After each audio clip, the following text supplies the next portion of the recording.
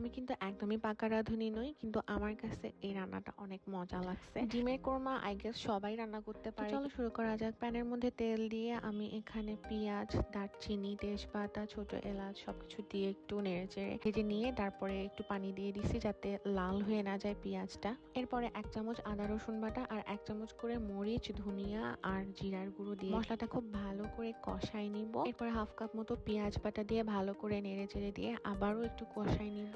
একটু কষায় নেওয়ার পরে আমি এখানে লবণ আর টক দই অ্যাড করে দিয়ে আবার ভালো করে একটু নেড়েচেড়ে দিব। এরপরে যখন একটু তেলটা উপরে ভেসে উঠবে, এরপর আমি এখানে বাদামের পেস্ট অ্যাড করব। এখানে কাজু বাদামের পেস্ট অ্যাড করা যাবে।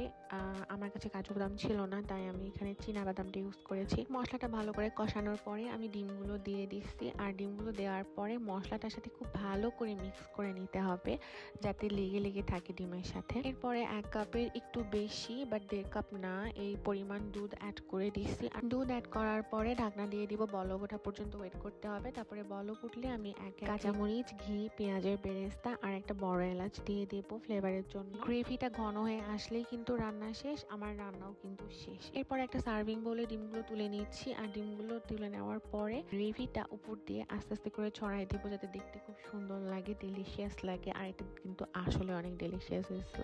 আজকে এ পর্যন্তই, ta ta bye bye, take care.